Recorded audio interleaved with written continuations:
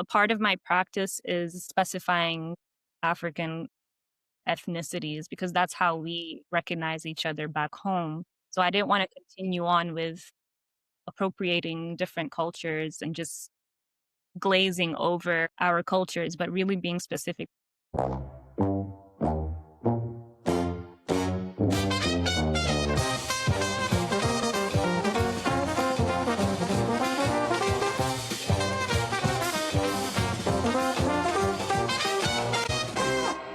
Welcome back to Swirl Radio. I'm your host, Eric. And I'm Ayka. At Swirl Radio, we stand for those who messed up, ruined relationships, bombed a grade, said the wrong thing, or even lost the ideal client. overpromised and underdelivered, showed up late and missed their shot. Today, we brought you a special guest to talk about identity, lineage, and what it takes to build a creative practice to honor where you come from. Because behind every breakthrough is a trail of losses, hard lessons, and moments where you almost let go of what mattered most. We're excited to welcome multimedia artist, creative researcher, educator, and storyteller whose work explores what it means to be Swahili in a world that often gets it wrong. Please welcome Husna. Tell us a little bit about yourself. Hi, thank you guys, Eric and Ayka. It's a really great intro. Yeah, my name is Husna Abubakar.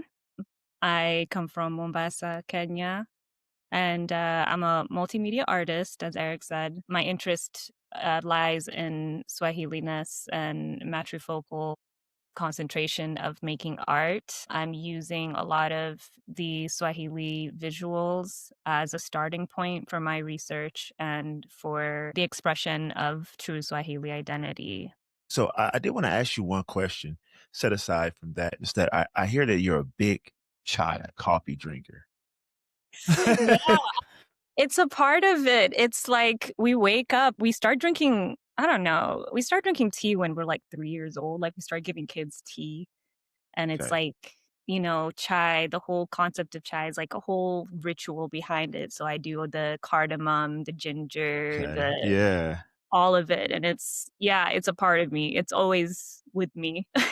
Morning, Right. afternoon, chai time. Yeah. That's awesome. Well, before we get directly into it, I always ask a lot of the guests that come here because, we're working professionals. We have to market ourselves in a lot of different ways. But one of the main platforms that we market ourselves on is LinkedIn. So I want to ask you a question. If LinkedIn disappeared tomorrow and we all had to introduce ourselves without titles, without resumes, what would you lead with? And basically tell me, what would you want to know about someone else? Oh, this is a good way. I wish actually this was a norm. I think I would love to hear how people introduce themselves without any titles. I don't want to know Right. what you do. I want to know who you are. Yeah, I would say I am Husna. I am from Mombasa. I'm an island girl. I value tradition. I value my culture. I value my language. And I live through that, with the experience of that through and through. Yeah. What would I like to know about someone else? I would like to know anything else besides your title. Tell me, Right. what is it that you do on it? What do you do for fun? What do you do, that gives you purpose in this life that isn't a title? What makes you smile? Right. What makes you happy? I don't, yeah. Titles, I think, is just another tool for capitalism to really thrive. And I'm not really for that. I 100% agree. I think artists also struggle with that. They struggle kind of knowing themselves because there's all that pressure to say who you are and what you do and Yeah. not kind of delve deep into it. So I wanted to talk about sort of your origin, and you describe yourself as a third culture Swahili woman from the coast of Kenya. What does the third culture mean to you? And what did it feel like growing up between those two worlds? The third culture experience is really common, I think, increasingly as globalization happens. And what I can say from my personal experience has been, a lot of third culture kids will say that it's difficult for them. They don't feel like they belong here or there. But for me, I felt like it was a very huge privilege. It was a way for me to learn how to be tolerant of different experiences and of different identities. It allowed me to be able to be flexible enough to live in one place with a completely different point of view in life and perspective and experience, and then to live in a different place as well. I feel like it expanded my world rather than limited me, which is what I tend to often hear from other third culture kids who grew up that way. Yeah, my experience, I think, it was more of an expansion for myself. Some of us feel a little tension, especially coming from like a different country, coming to America, just being in your own culture and trying to adjust to being somewhere else. So, Yeah. when did you first start to feel like tension between how the outside world describes Swahili culture and what you knew to be true? Yeah, actually, this realization didn't happen until way later. Like, I'm talking about Mm, like right before grad school is when I started having these ideas of, first of all, what even is a Swahili person? I mm, was just curious about my own identity. I was like, I tell people when I introduce myself that I'm African. At that mm, point, that's what I would say is I'm African. But I didn't ever specify that I am a Swahili woman at the time. And I wondered about that. So I started digging a little bit deeper and I started realizing just from speaking to my family, firstly, I went to them and I asked them, what are we? And they said, well, we're this, we're that. I have Yemeni lineage, I have Comoran lineage, I have Zanzibari lineage. And I'm like, okay, so what does that mean exactly? What is that? And then that's when started the questions came up and I started really wanting to critically engage with that concept of identity and mm, Swahili identity. What is it really? Who made even that title? mm, Who holds the title? What do you have to encapsulate to be able to hold this title? Um, so this question didn't happen until way later in my life when wow. now I had to really sit with myself and figure out, you know, how am I going to exist in this world now that I'm moving into a higher space academically? Um, and that's when that question arose. Yeah, way later on in Mm. life. You talked about wanting to differentiate between Orientalist structure and the Occidentalist perspective as a more authentic account of your culture. Can you break that down for us? What were you taught that you had to unlearn? I came to the US when I was 5. So I was already kind of in the Western way of existing, right? So I was taught the basics, which is you go to school, you get a job. The American dream, right? I'm an immigrant kid. This is what we're told. We're here to work so that we can get better, we can improve ourselves financially and, live. And but this is a very Western way of thinking, right? It's Mhm. very monetarily led. It's more so about what you can attain financially. So when I got to that point where I was telling you earlier, where now I'm like trying to dismantle, I'm grappling with my identity. That also came up too. So it's like, so what does it mean to live? What does it mean to exist really? Is that all I'm going to do? I'm going to work, I'm going to get a house, I'm going to get a car, and then and then what? You're right. Is that it? Whereas when I think about Swahili people and how they live back home where it's so different, now I'm having to figure out, okay, is this really for me? It was just like a all how do I even say this? Like, it was overwhelming almost, kind of devastating, a complete dismantling of the self. And that's when the concept of the Occidental and the Orientalist came. So now I'm having to think, what is it? What is the Eastern way of existing and what is the Western way of existing? And which one do I want to choose? Or do I even have to choose any at all? So I needed to be in a space where now I could think about this in a much more critical and rigorous way. Yeah. So that was kind of my approach to going into RISD. Was wondering, just for the audience, they might not really understand what Orientalist structure is, and I was wondering if you could quickly define the two. Oh, I went on a whole rant. So the Occidental is what you would say is the Western canon. It's the Western pedagogy. It's Western education, a Eurocentric way of existing, right? That's what they call within older academic spaces Occidental. And then Orientalist now, as Edward Said says, as it's more of the Eastern world, right? Or the old world. It's Middle East, it's Asia.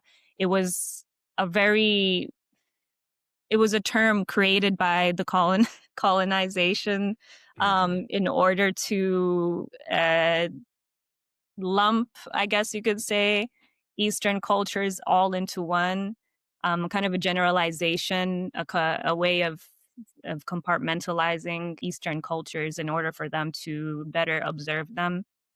So you would say maybe Oriental would be anything between Japan to the Middle East. That's what the Oriental is. I wish we learned more about that in school, because I think that here we definitely learn like our way is the right way, and then there's everyone else. Mhm. Like I wish there was more of, you know what I mean? A Yeah, like the celebration. othering. Yeah, and that's kind Yeah. of my observations more recently. We're kind of getting into that now, where that's what I realized was like, oh, so we are taught this canon in school, but what the truth of the matter is that everyone else is othered, and there's no real inclusion of other ways of thinking and being and Mhm. experiencing. So is this right for me? Is this the way I want to be, you know?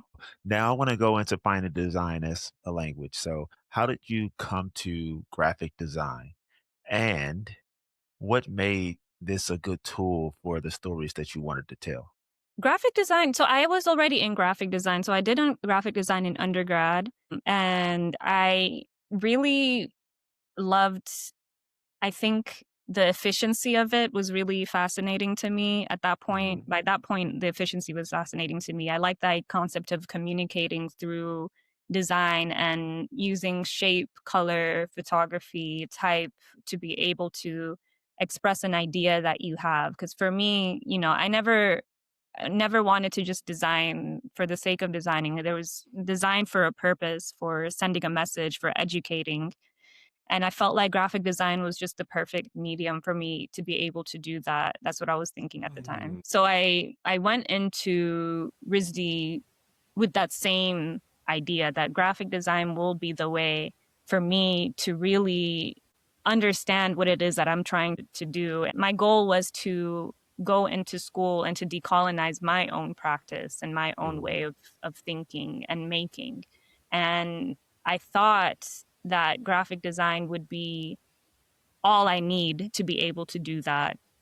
Mhm. Obviously, as I moved through the program, I learned that there was probably so much more that I could do. And Right. grateful for the program to have given me the ability to be able to, experiment with different mediums. So just as like what we're told that graphic design is a tool for communication, that was what drew me to it.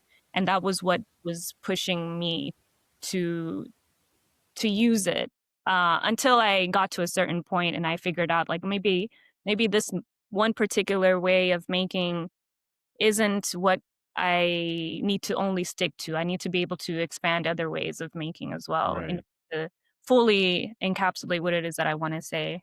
I was curious about being in Providence, Rhode Island. It has a long history of colonization.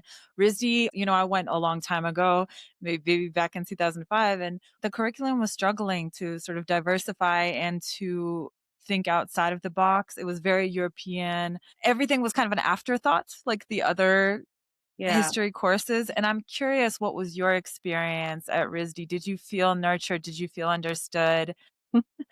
So yeah, no, it was interesting. So I remember when I first touched down in Providence, I'm someone who I wouldn't say I'm clairvoyant, but I'm definitely very sensitive to energies. So I remember touching down Providence and I felt something off in the city. And I'm like, what is this? It's a strange, every city has its own energy, right? Providence has one. So when I finally understood what Providence was, this port. It was a port city that was the first stop for the slaves that came into America. It made complete sense. And then I looked also at the houses that were built and said, oh, okay, so I know exactly who built these homes, and I'm staying in one, and I can feel that. And, RISD also has the market building, Yep. which you can imagine what they were selling in that market. They were selling human bodies, and it was really difficult it wasn't difficult. It was difficult to feel seen in that place, knowing the history. Not that RISD is still in that place exactly, but these things do affect the information that's being sent in the school, the education that's in the school, the demographic that goes to the school. Like all of this really is persistent. You can see it, you can feel it. So when I went there, I think luckily, I think it was 2020, after George Floyd, I believe, the protest, the Black Lives Matter protest. I think they did a really huge overhaul of the staff, and they hired a lot of staff of color, who were really great in their fields and really revered for their ideas, which was really great. So I was lucky enough to be able to have some professors that were able to recognize me and my ideas, but I do feel like it wasn't enough. I don't feel like it was Okay. enough. I think they could do definitely better. But I mean, for the institution that it was, it's fine. I wanted to ask you, do you know the film The Room of Silence? It sounds familiar. Tell me about it. A student film that was made because it was a student of color who, whenever they had a critique, the critique would be dead silent. Like there would be no feedback. And I Wow. got that experience. And it's Wow. because of this kind of hesitation to engage with students of color and their ideas, whether it's because of lack of knowledge or lack of connection to the subject matter, or maybe Hmm. like a lack of maybe like a fear of like being seen as racist or something. Right. But Right. that was a lot of the critiques that I had were like that. And I had to really go out of my way to be able to get the critique and the feedback that I need, that I craved for my work that I would show, as opposed to my peers who kind of very readily and really generously got very good feedback right then and there on their critiques. So it Wow. was definitely an experience. That's a shame that I think the teachers should have facilitated that. That's too bad. I was just curious though, because of course I didn't go to RISD. I went to a different university, but for me, it's hard to deal with, just mentally, being in a place where you kind of know the history. My family's from the South, and predominantly in the United States in the South, a lot of slave trades and a lot of all the stuff happened there. And just me being there, I tried to do everything I could to get out of there. And now it's even hard for me to go back there because things still remain the same. There's nothing changed. It's not like Yeah. a huge metropolis anymore. It's just same houses, same plantations and stuff. And Mhm.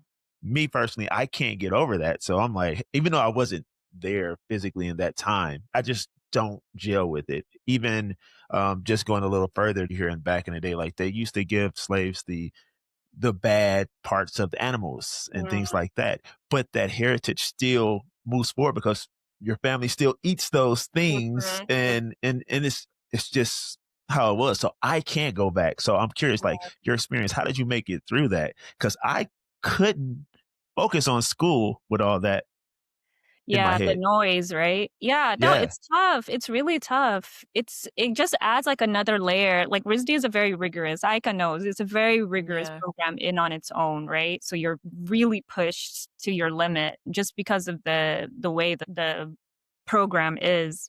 And then to have that extra layer of Yeah. being an other, and then also like having to go take classes in the market building, like it's just really tough. Like it's really Yeah. tough. Yeah. I had a hard time, but I needed to push through. I knew, I'm first generation, right? So, and I got this really amazing scholarship. So I didn't have that luxury of being like, oh, I'm just going Right. to take a break. I just had to do it. I had to do Right. it. If I was very adamant about getting critique for this one particular piece, I went out of my way to go try to talk to somebody to Mm. get the critique I needed. Truly, resilience is needed if you're a person of color in a PWI. I really just, and it's so crazy how it is such a universal experience no matter what industry or program that you want to go into, whether it's law, whether it's the creative Yeah. industry. It all seems to always be a very similar experience of being othered, Mhm. not being seen, having your research negated. And it's really frustrating. But and now with affirmative action even being taken away, I'm even lucky to even gone through the experience at the time that I went through. Like, I don't know how it's Mhm. going to be for the future students who are going to go into Right. these academic spaces. Like, I really feel for them. I think this was really important to talk about. You started in graphic design and typography, but at RISD, you kind of stretched out into multimedia. Mm. Can you talk a little bit about that and what made you choose all the different forms? From the very beginning, I always had the intention of using different mediums. So I remember, I think, wanting to do textiles, just because it's very specific to Swahili culture. We do leso, which is this this particular type of fabric. It was something that I wanted to explore. When I got there, and now, let's assume that we're deep into the research now. We're getting, we're really rigorous in the ideas and the thoughts, and now we're thinking, okay, perhaps, graphic design, this is my way of thinking. I was like, maybe perhaps graphic design is a little bit limiting in what it is that I'm trying to convey. As far as we're, talking about the Swahili experience or the African experience. So that's when I started to explore film and installation. You know, African cinema has always been like a really powerful medium. I really took a lot of inspiration from Ousmane Sembène. He's coined as the father of Senegalese or African cinema, African cinema. Mm. And he really emphasized that if you are of the youth, try to get into film because it is a really powerful medium for you to use in order to really rewrite the narrative. And I started to experiment and I started taking some film classes and I made a film.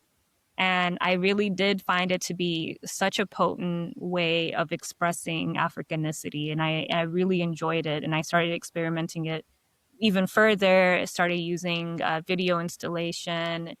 Right now, I'm also kind of experimenting with both textiles and film and projection work. And it's really delved a really far from graphic design. Um, but yeah, it's really been added to my toolbox as another way of expressing like African phenomenology.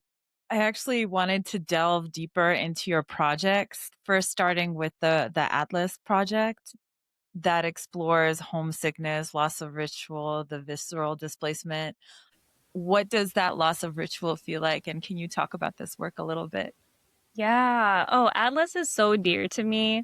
Um, it was actually the first project that we did in our graphic design class at RISD. So this was in first semester. We were just thrown into Providence.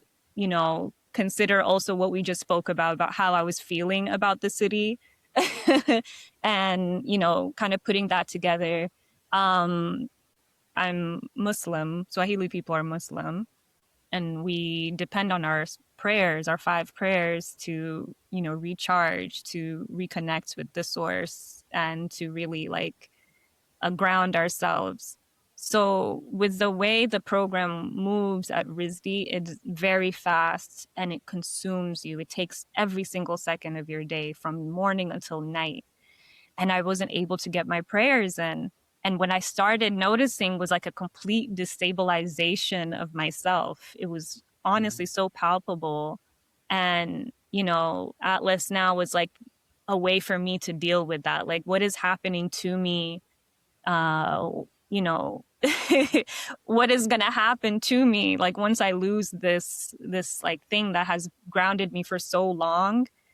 And then this was the very beginning of me actually now thinking, okay, this place is a very colonial oriented place. It's there's certain canons that are emphasized. We are taught that this is what we should aim to be like.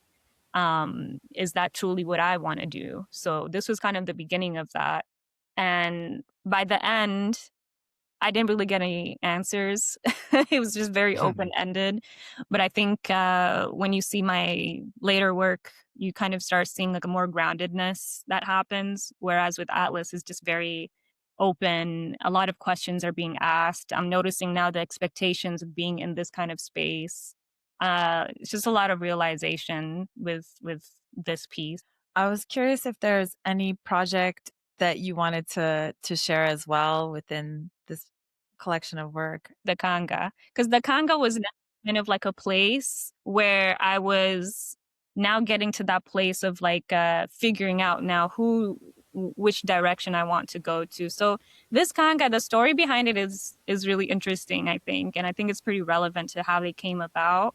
So there's this book called The Grammar of Ornament. It's a book of essentially patterns and designs, and it's been used for a really long time by designers, artists as a reference book for different kinds of patterns and textures throughout different cultures. So in the first chapter of what obviously would be seen as African patterns and textures, right? But they didn't write African. They wrote savage tribes. Ooh. So they wrote savage tribes. And I Wow. looked at it and I'm like, it really just began to really click that, okay, this is a book that is so widely used and so revered by so many people. But yet when I look at it, all I feel is insult. And it made me start thinking about my place in the world. Or not really in the world, but in these academic and art spaces. How do they see me? So the Kanga came about after like a lot of like gut wrenching research of where those textiles could be from, which I found out actually most likely they were inspired by Ghanaian textiles from I think the 1800s, which is beautiful. I think that's fantastic. The guy actually who made that never actually set foot in Africa. So he was just kind of going off of some kind of mystical imagination, I guess you could say. So anyway, the Kanga was the retaliation for that. I didn't want to do anything Ghanaian because I'm not Ghanaian. And out of a part of my practice is specificity, specifying African ethnicities because that's how we recognize each other back home. So I didn't want to continue on with appropriating different cultures and just glazing over our cultures, but really being specific. So this is a Swahili Kanga, but it's also commemorating West African photographer Malik Sidibe, who was a photographer who loved to take photos of African women and men during the 1960s and 70s. And he was really revered for how dignified his portraits were and the exuberance of it, the vitality of Africanness, the elegance of Africanness. So I wanted it to also be a conversation between East and West as a way to hopefully try to like unify also the typing on there, which is called it's called the name of the leso in Swahili. Nina is written in Swahili specifically because I wanted it to be understood only by Swahili people. And I also wanted it to be a challenge to non-Swahili speakers to be able to really take a step into understanding the art. If you really truly want to engage with it, you take a extra measure to be able to engage with it. So it was a really great project. I really love these. And I'm hoping to continue to make more in a traditional way. I want to explore making leso with indigo dye, which was originally how it was made. Actually, that was my question. What was your process when you made them? So these are digitally printed, and they're Oh, digitally okay. printed on Belgian linen, which just adds another layer to this whole conversation. Because if you know the history between Belgium, Congo, and having like this kind of rhetoric written on Belgian linen, it's a strong message, I think.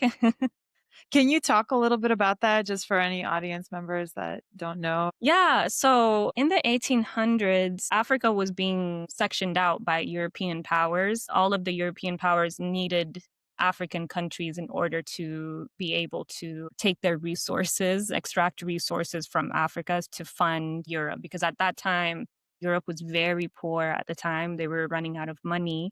They needed a way to get their countries up and running again. So what they thought was, hey, let's go to Africa. Africa has numerous amounts of resources, and it was called the scramble for Africa. Belgium was one of those countries. So King Leopold, he was the king of Belgium at the time. He went and he started to rule Congo, and it was called Belgian Congo at the time. He did a genocide, one of the largest genocides. Millions of Congolese died during his reign, and it was just a way of extracting resources, sending it to Belgium, and at the same time genociding the indigenous population of Congo in order to extract the resources. So for me to see this kind of like vibrancy of African cultures and African people on Belgian linen, it was kind Hmm. of like a fuck you to Belgium. Yeah, that's definitely a powerful statement. Yeah. Well, Yeah. I love this. I wanted to talk about this one as well, just because it's got more of the video aspect. Just tell us a little bit about it. Yeah, so Ndota Chandani, which means dreams from the inside in Swahili. This was now kind of like towards the end of my program in RISD. So now I'm a little bit more established. I kind of understand now who my audience was. I think at the beginning, I kind of hadn't stabilized who my audience was, but now I've really, really kind of had that down. This was me trying to kind of understand my place as a woman in Swahili culture. Swahili people are matrifocal, meaning that Hmm. the family life and a lot of the community is kind of run by the women. A way to symbolize that was the home. So the Swahili architecture is very distinct, and it's been something of a lot of debate. It's very elegant and really beautiful, very minimal, but also very detailed. But a lot of people don't know that most of the house, the Swahili home, is made specifically with the woman in mind. It Hmm. thinks about the woman, the way the rooms are made, the movement of the house is with the woman in mind. And I really like this idea of symbolizing like the inner world of an African woman.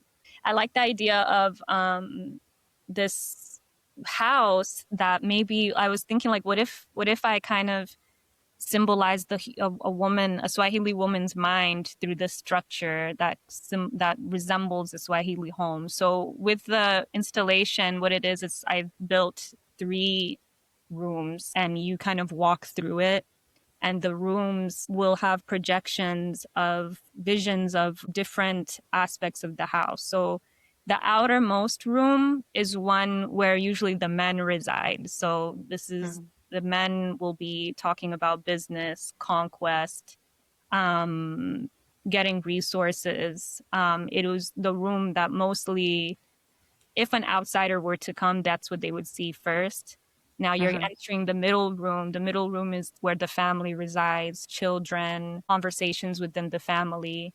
The innermost room now, this is called the ndani, that's inside, is the room where the woman resides, the woman of the house resides. This is where her innermost thoughts are, innermost feelings. This is the place that she spends with her lover, with her husband. This is where she has children. This is where she literally births children. This is where deaths happen. So it is the home that harbors like the really intimate thoughts, ideas, nightmares, dreams, hopes of the woman. And I wanted to symbolize that with the installation. Oh, this is beautiful. Have you translated that into your own home a little bit, into I'm where I'm you are actually now? trying to build my own Swahili house, so I'm gonna have it like in Wow. real life. That's Yeah. cool. And it's gonna be built almost in the same way, where it's gonna be the bottom, it's gonna be a little different. You're not gonna be walking through, but you'll be going up. So it'll be the bottom is for the family, this one's for the children, and then at the very top will be my domain. So yeah. I love that. I wanted to ask about your feeling of displacement and doing these projects and who you're talking to. Can you talk a little bit about that? Because I think this art is very nostalgic and beautiful. And it is kind of pulling you out of America into like, I feel like I'm transporting into a completely different world and a different frame of mind, a different pace. I was wondering if you could talk about that and where you are now. Yeah, so I think now that you've seen my work, I think you kind of understand like what I mean by having like kind of it being heavily location based. Like I would need to be there in order for me to really push my work further. I think that there's so much that isn't being documented in the Swahili coast. A lot of it is being lost. I consider myself one of my titles. I consider myself a documenter. I'm trying to retain some of this, the visuals and the aesthetics and the rituals and the culture. I'm trying to bring them together in order for them to be referenced easily, so that it's not Mhm. completely lost. Swahili culture is very oral. It's usually it's an oral culture. So we teach each other things and we pass it down just orally and through implicated actions. So I understand that I grapple with that quite often. So I'm always like, should this be documented? Should this not be documented? I'm kind of leaning more towards documenting now, only because if I don't, I feel like everything will get lost, and I don't want that to happen. Right. So, which is a site specific action that I would have to take. I would Mhm. have to be there and speak to the elders and speak to the holders of the culture and the academics there in order to be able to do this, as well as making my art and making my design. I would have to be there. So for example, I have a magazine, it's called the Swahili Journal. I've only done one. You can see it on my shop. It's a magazine that I'm putting together that is gathering the voices of the Swahili academics and cultural workers. Most of them are in the coast. Most of them are in Zanzibar. Most of them are in Mombasa or, Tanzania. And I'm starting to realize now that with the work that I set out to do that began at RISD would have to be fulfilled in Mombasa and in the coast of East Africa. Even with the leso, in order for me to learn how to make leso, Indians are the ones who make leso, by the way. We consume it, but Indians are the ones who make leso. I would have to go probably to India to learn how to screen print the Mm. traditional way. So it really just feels like going to the Indian Ocean is where I would have to go to really like move my work forward. I love your sense of purpose. I wanted to kind of transition into sort of legacy. You carry the weight of passing the story down to generations. We read that you're the first in your family to attain a graduate degree as well. And that kind of also changes the trajectory of your lineage. What do you carry with that? What weight do you feel? What responsibilities do you feel you have? I think any immigrant kid can feels the weight that you're talking about. We are put here and our parents tend to hold really high hopes for us. They want us to be educated people, they want us to be hardworking people, and the pressure isn't really there. But with when we see our parents making so many sacrifices to come to the West, leaving their family, leaving everything they know to be here, we kind of just feel a little bit of obligation to give back, to be able to give back. So I just wanted to make sure that the privilege that I have of being able to even come to the US, I wanted to make sure I utilize it to the best of my ability. I wanted to educate myself. I wanted to be able to work I wanted to be able to pass knowledge down and to give a chance also to my children to be able to study if they want to. And I am a first generation. I mentioned that earlier. So that means I was the first in my family to ever get a master's degree. Most of my family are probably at a middle school to high school level education. There's a couple of us who have a bachelor's degree, but no one has gone further ahead and gotten a master's degree. This was a dream of my grandfather. At a time when no one was educating their girls, the girls were just expected to stay at home. He was the one who kind of pioneered educating girls. He said, my girls are going to be educated people. They're going to go to school. They're going to finish. So they did. My mom was able to finish school at the highest level in Mombasa at the time, and then went on to go to college. And it is a hefty weight. It is, but I take it with a lot of pride, and it's not as heavy as it might sound like. It's almost like it's a prideful thing for me. I am someone who is capable of helping my family. I am capable of moving my community forward, and maybe opening up spaces for them to be able to further engage and further educate them as well. You did mention being a mother. So, how does motherhood shape how you think about lineage, legacy, and what you're building currently? So I think of motherhood very different. I even made a film about motherhood because it's such a profound experience to me. It's one that truly transforms you. I think that there's so many different ways of mothering. I argue that even the act of choosing not to be a mother is an act of mothering. I think it's a really powerful position to have. You can make or break a human being. It's really strong. As far as how it affects my concept of like lineage, I don't really see it that way. I don't believe in the idea of having a child just to continue a lineage. You have a Okay. child because you want to put a child in this world and to Right. love them. That's should Right. be the only. Right. That's how I feel about it. What I wanted with motherhood, I wanted to experience motherhood. I chose to experience it. I wanted to know what it was like to be a mother. And it was everything that I hoped it would be. It transformed me. It raised me to another level of powerful that I didn't know that I was able to tap into before. And being a mother has really influenced a lot of my work. So you see that a lot of my work tends to be leaning into the feminine realm of existing, and a lot of that has to do with being a mother. The experience of it is what propels me, but it's also a really grounding force for me as well. I think that it's a pinnacle of feminine power, I think. I don't know if you've ever seen someone giving birth. It's a really powerful experience. Yeah. Yeah. It's something else. Yeah, it's a powerhouse experience. But yeah, it what it does for me is it propels me forward. It moves me. It inspires me. I tend to think of myself, I'm like, oh, if I think like, oh, I can't do this anymore, I think, wait a second, I had a baby and I raised her and I took care of her and I kept her alive and she's actually really happy.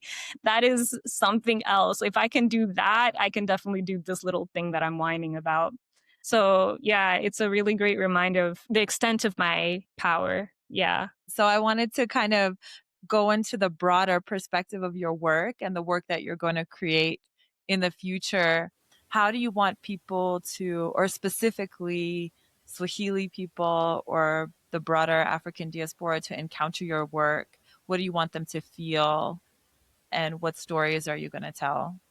I think when it comes to my work, I think the overarching message that I would like to say, not just to the African diaspora, but to anyone indigenous, is that your indigeneity is very much needed and it's really powerful. And it shouldn't be sugarcoated. Do not sugarcoat your indigeneity. Your way of existing, your way of experiencing the world, of life, of moving through this world is extremely relevant. More than ever, now that we're seeing the fallacy of modernity or European modernity, we're seeing how that's not as sustainable as we thought it would be. So right now is a really important time to really embrace your indigeneity and to teach it to others. It's really important right now. And I hope that if you experience my work and you see my work, that it hopefully gives you permission to do that. I want people to feel that, oh, I can be who I am, who I identify as, and I can talk about it, and I can educate people about it. I can allow others to experience it without having to compromise myself or the message, and that it is an important message to send. I hope that I give the ability to give people permission to do that. That's what I hope for. I wanted to follow up. What does it mean to water down, and how do you make sure you don't water down the story you're telling? I think a form of watering down would be maybe to learn your own culture from a European perspective. They will not ever be able to get the full grasp of what it is that you are. I feel like that would be doing yourself a disservice if you're in that space of decolonizing your practice. And I think that also feeling the need to make your work appeal to the Western gaze by really rigid, like really being rigorous with the academia and the research. Sometimes, and I remember being told this before as well, your lived experience is more than enough to be able to teach and to unlearn and to relearn. In on its own, you knowing how to do things is a well of knowledge that is more than enough. So don't feel the need to like go overboard with the research. And you being who you are, you told me, Eric, that you're of Louisiana background. That is so rich. I can already see that you already have a well of knowledge probably that someone who isn't from that background has, and that experience of you being from that place is enough. And I think that's a really important message to tell students of color, people of color who are entering these academic spaces, these art spaces, to know and to be grounded in that. What are you working on now? So I'm working on a lot of things. So I was actually talking to Ayka earlier. Right now, I'm kind of in a contemplative state, only because of location. Just because I'm Mhm. here in Atlanta, I'm not capable of like really executing my work.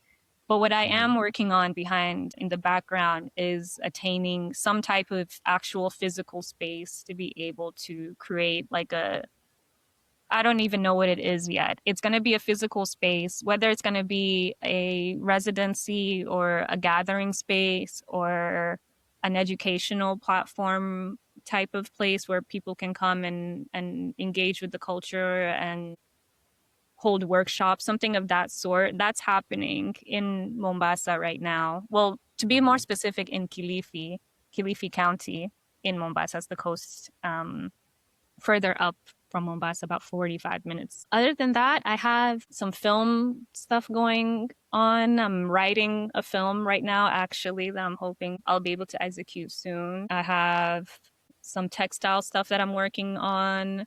I am still interested in learning how to create leso in a more traditional way. Mhm. There's lots of things that are in the air right now, but once I am in the right location, I'll be able to execute them. And it's really exciting. That's cool. That's cool. I want to ask this other question. If you could go back and tell yourself something at the start of your journey, Mhm. like what would it be? Because right now you're in a different place. So I want to know, what would you tell yourself back then that you know now? Hmm. You know what I would tell her? I would say go all the way with it. Ernest Hemingway said this. He's like, go all the way with it. Don't hold back. Just go all the way with it. I think I hesitated a lot just because of the spaces Mhm. that I was in. With the message that I wanted to say, I was hesitant. I would, kind of think twice. But no, I would tell her just say what you need to say, do what you need to do. Don't hold back, not even a little bit. That's awesome. Yeah. All right. So you told me what you would tell yourself, right? So let's just say, for instance, you're sitting across from a young creative who feels like they're caught between cultures, what would you tell them going through the experiences that you've had? What would you tell that person?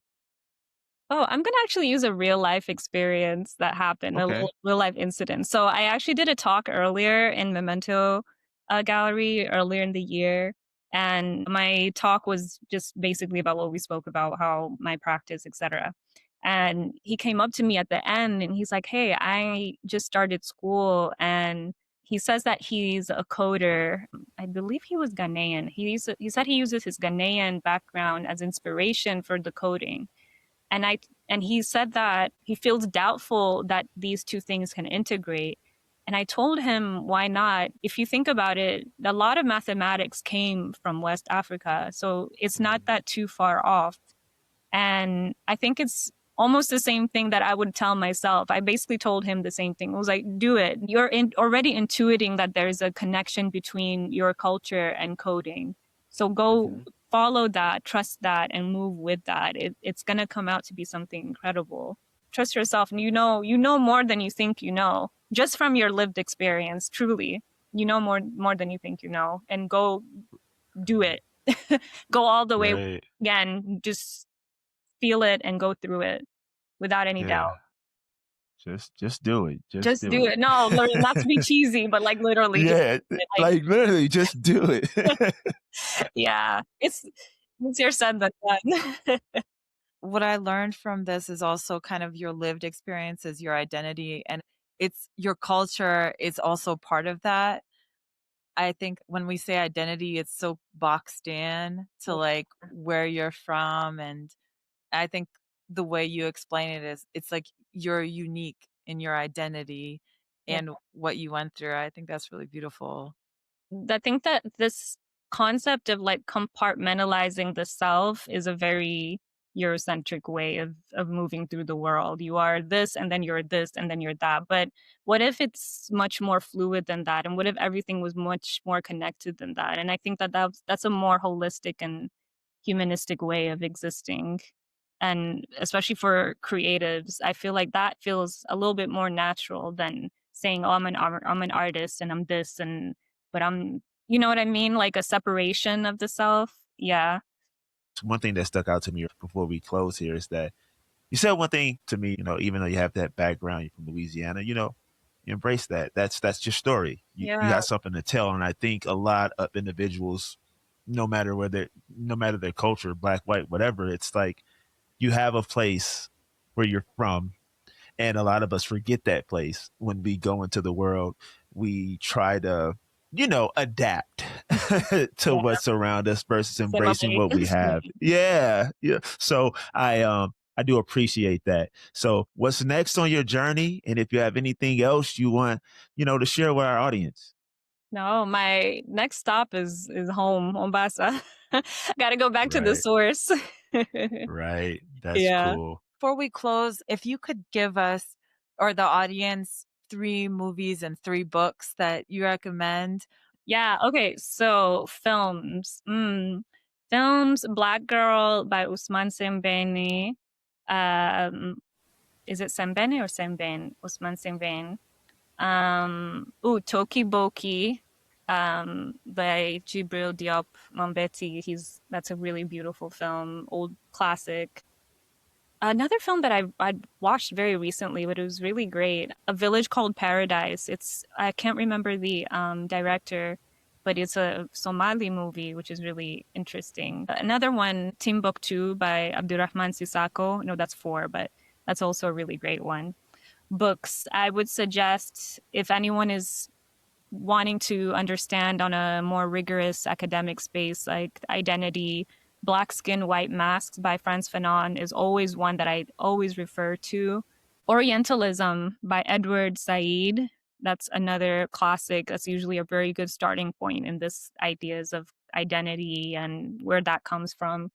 Swahili Journal, shameless plug, where you can Okay. get from my shop, husnaswahili.shop, which is, like I said earlier, it's a gathering of Swahili voices. If you want to learn more about Swahili culture from a more authentic narrative, that's a really great place to start.